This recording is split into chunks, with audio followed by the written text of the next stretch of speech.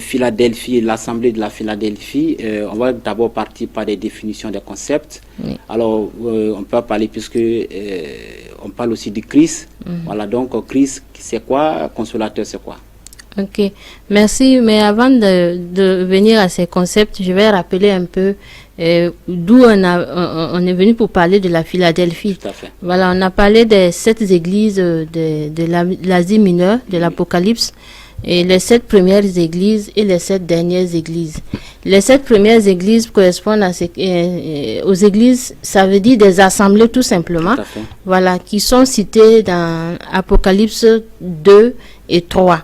Il s'agit de l'église d'Éphèse, de Smyrne, de Pergame, de Sardes, de la Philadelphie, Thyatire, Philadelphie et Laodicée. Donc ce sont les 7 premières églises comme ça. Mais les 7 dernières églises sont celles à qui Paul a envoyé des lettres pour rappeler ce qui leur avait été donné comme instruction pendant qu'elles étaient les premières églises. Donc, mais ce qui était donné comme avertissement aux 7 premières églises, on voit qu'il y a 5 qui n'ont pas pu garder leur couronne et il y a 2 seulement sur les 7 qui ont pu garder leur couronne, c'est Éphèse et la Philadelphie. Et sur les 2 qui ont pu garder leur couronne encore, on voit que c'est la Philadelphie qui a été entièrement approuvée par Dieu, qui n'a pas eu de reproche par rapport à Dieu. Donc, de la part de Dieu, je veux dire. Donc, et cette église, cette assemblée de la Philadelphie avait pour culte l'intégrité, tout simplement. Or, Dieu est le premier intègre de tous les êtres.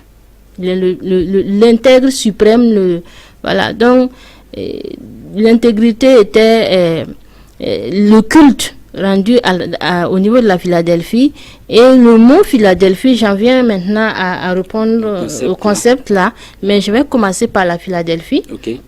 Pour dire que Philadelphie signifie en grec amour fraternel.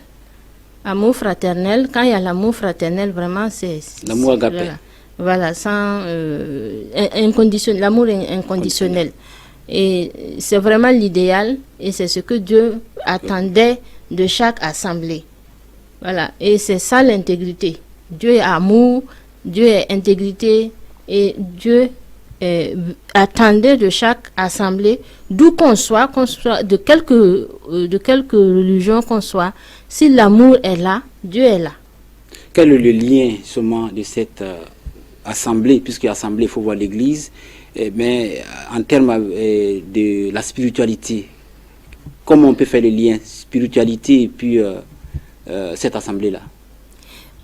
En fait, spiritualité, assemblée et église, vous voulez dire, église dans le sens courant, c'est les 4 murs, les bâtiments où les gens se regroupent pour prier. Alors que il ne faut, c'est pas ainsi qu'il faut voir la chose, parce qu'on dit que Dieu n'habite pas dans les temples bâtis des mains d'hommes. Nous sommes le temple de Dieu, toute personne est temple de Dieu et l'étincelle divine est en chacun d'entre nous. Voilà, donc l'assemblée, ce n'est pas seulement des gens qui se retrouvent, mais c'est vous et moi, ou quelqu'un qui est au loin, dans la Yaya profonde, ou hors même du Burkina, ou hors de l'Afrique, qui avons les mêmes visions, voilà, la même vision des choses, qui pensons de la même manière. Voilà, donc nous formons ainsi une assemblée. Okay. Voilà, et dans une même nation, quand les hommes sont regroupés autour d'un même idéal, voilà, nous sommes une assemblée. Donc le Burkina Faso, regroupé autour de l'idéal de l'intégrité, est une assemblée. Okay. Voilà, donc c'est comme ça qu'il faut comprendre la chose. Donc église, ce n'est pas le temple bâti des mains d'hommes, mais c'est l'ensemble des personnes qui ont la même vision, qui ont un idéal en commun. D'accord. Maintenant, le deuxième concept qui est donc le consolateur ou le Christ. D'abord le Christ, je parlais tantôt de l'étincelle divine qui est en chaque être humain. Tout à fait. Voilà, donc c'est la définition du Christ comme cela. Christ est l'étincelle divine qui est en chaque être humain. Donc, on peut parler du principe. C'est un principe divin. Christ est un principe divin. Et c'est comme un titre. Un titre avec des cahiers de charges. Par exemple, si on veut un directeur général pour... on dit on veut un directeur général pour TVZ Africa, par exemple, oui. Et on définit les cahiers de charges pour dire que la personne doit remplir telle condition, tout. Donc, quand tu prends le document, les cahiers de charges, tu examines et tu te vois capable de remplir ces cahiers de charges, tu peux maintenant te présenter comme candidat. C'est la même chose.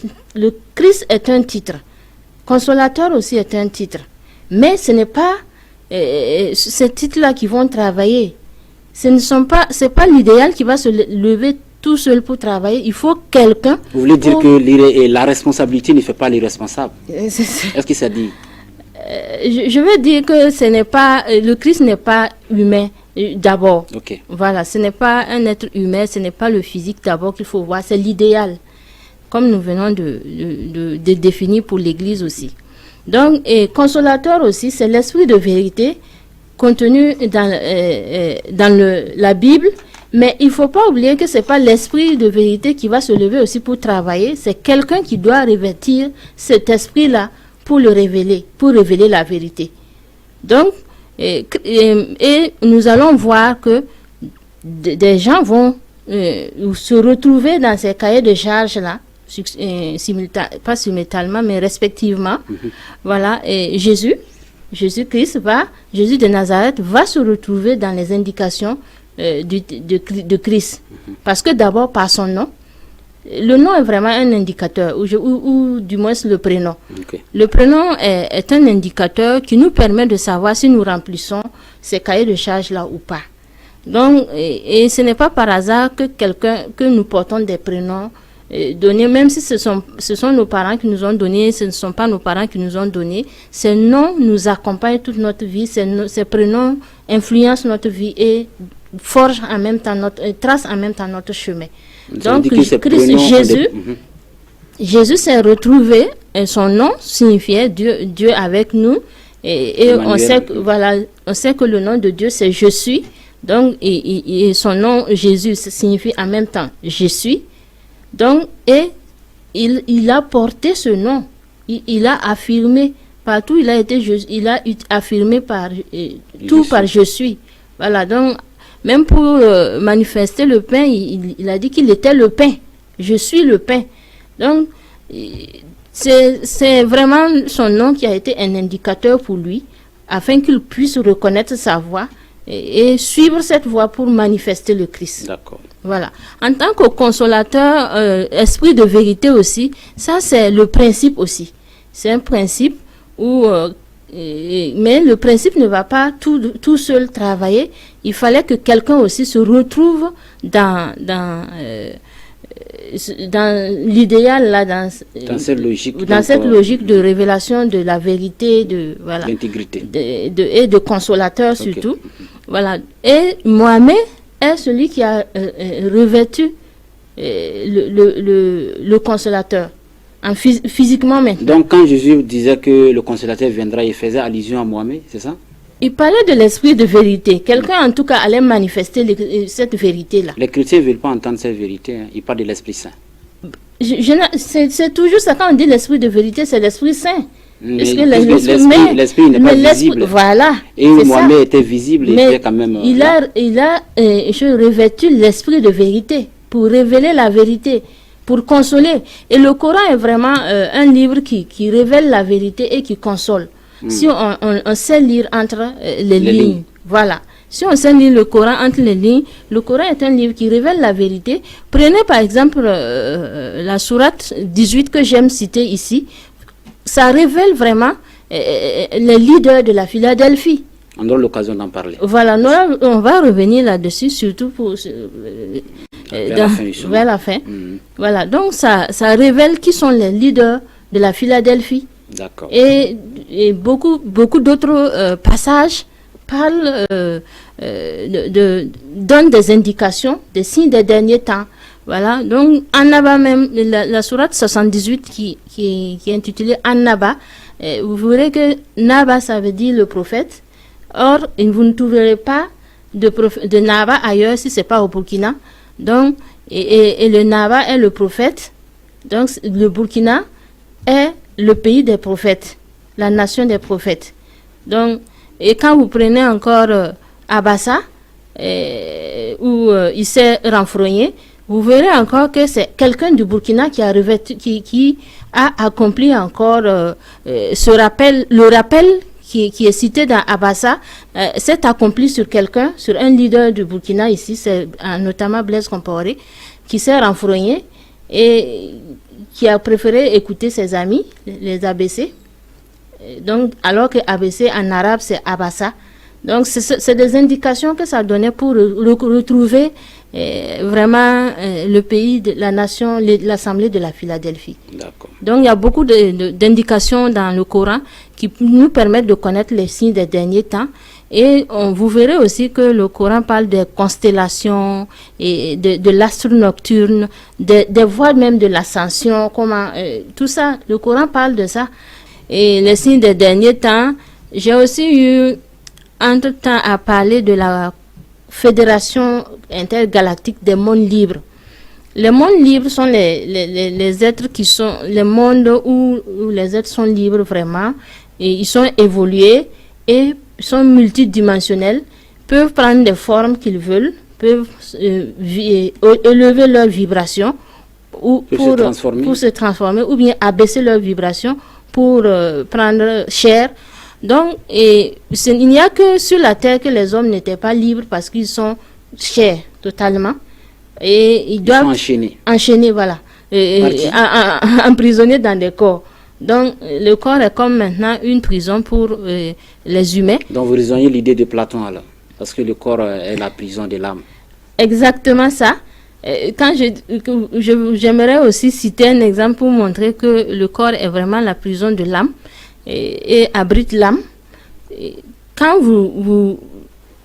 parlons des choses de la connaissance de son corps, quand quelqu'un est blessé par ce qu'il voit régulièrement, la personne finira par devenir aveugle parce que l'âme va se réfugier à l'intérieur pour refuser, et parce qu'il ne voudra plus jeter un regard dehors.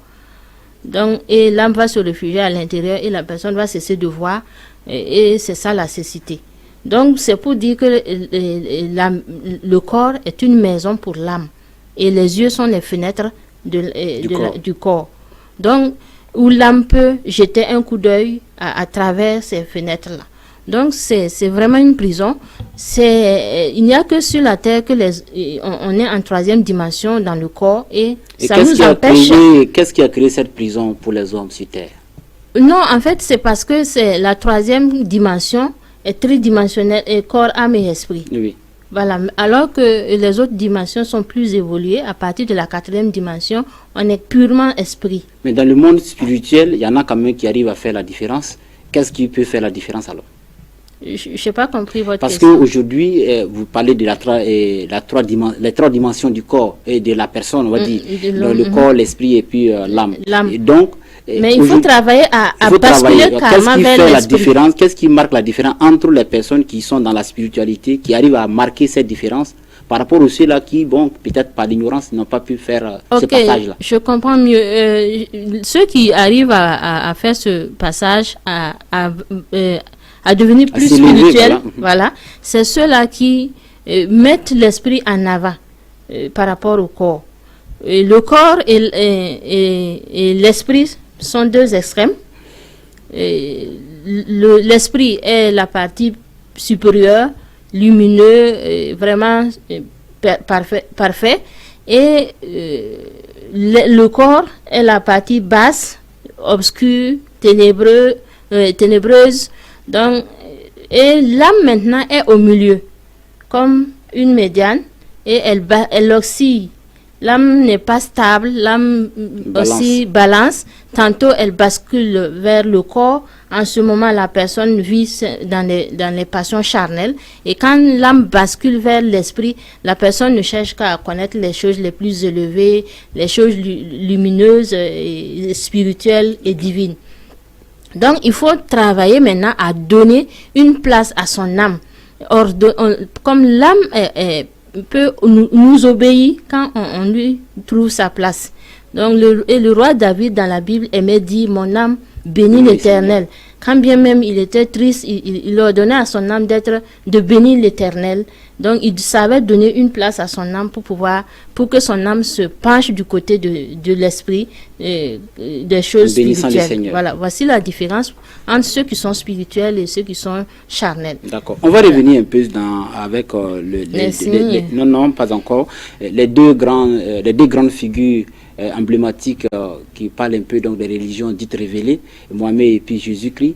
Alors, qui sont ces personnes-là dans la vie spirituelle parmi nous, les hommes, aujourd'hui? Par exemple, on voit que sur la question, les musulmans sont un peu incompris et les chrétiens vice-versa. On n'arrive pas à faire les liens. Comment est-ce qu'on peut réconcilier ces deux communautés, on va dire, sur le plan spirituel? Le désaccord se trouve surtout au niveau du consolateur. Parce que pour le mot Christ, je ne pense pas que les musulmans refusent que Jésus est Christ. Et les chrétiens... Ils refusent que Christ est Dieu. Quand on dit que les chrétiens disent que Jésus est c'est la manière de comprendre qui change les choses. Je pense que quand on dit Dieu, c'est vraiment prendre la place de Dieu, alors que toute personne a la divinité en soi. Et si tu as la divinité en soi et tu développes un peu cette divinité, tu t'élèves. Voilà, et la Bible est claire là-dessus. J'avais dit, vous êtes des dieux, vous êtes tous des fils du Très-Haut. Donc, dire que nous sommes des fils du Très-Haut ne veut pas dire que Dieu a une femme et nous a mis au monde, mais ça veut dire simplement que nous sommes tous issus de Dieu. D'accord. Voilà, nous sommes tous issus de Dieu, nous sommes tous des particules divines qui avons évolué. Donc, c'est la manière d'expliquer souvent qui fait qu'il y a cette discordance entre les chrétiens et les musulmans. Sinon, on dit les musulmans reconnaissent que Jésus est Christ, et les chrétiens, Jésus est Christ. C'est au niveau du consolateur qu'il y a un hic, parce que les chrétiens disent que c'est l'Esprit Saint, ils n'ont pas tort. C'est l'esprit, parce que la Bible dit clairement que c'est l'esprit de vérité, mais c'est quelqu'un qui révèle cet esprit de vérité. Comme Jésus a révélé le Christ, Mohamed a révélé le consolateur. Voilà, donc il faut aussi que les chrétiens acceptent que Mohamed a révélé le consolateur, mais que aussi les musulmans cessent de dire que non, quand les chrétiens disent que c'est l'esprit de vérité, le Saint-Esprit, là, que c'est faux. Non, c'est pas faux. C'est d'abord esprit, avant que le corps n'intègre l'esprit. D'accord. Voilà, le corps l'homme Mohamed a intégré l'esprit de vérité et est devenu le consolateur. Et comme je dis, les noms souvent sont révélateurs, et les prénoms du moins. Jésus, par son prénom, a pu savoir qu'il pouvait revêtir le Christ. Et il l'a fait. Mohamed aussi, par son prénom, son nom, j'ai dit ça ici une fois et les gens m'ont insulté, certains m'ont insulté, mais vous savez, un seul mot peut avoir plusieurs significations selon la langue. Quand nous avons pris Philadelphie tout de suite, nous avons dit que ça signifie amour fraternel. L'intégrité. Ça, c'est en grec. Mais en hébreu, ça signifie vengeance. Vous voyez comment ça semble opposé. Tout à fait. Pour le même mot Philadelphie. Donc, quand je dis que Mohamed, ça dit celui qui console, signifie celui qui console, et les gens sont choqués.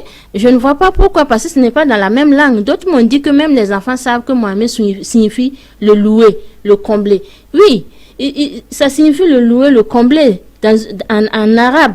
Mais dans une autre langue, en langue kamite par exemple, ça signifie celui qui console.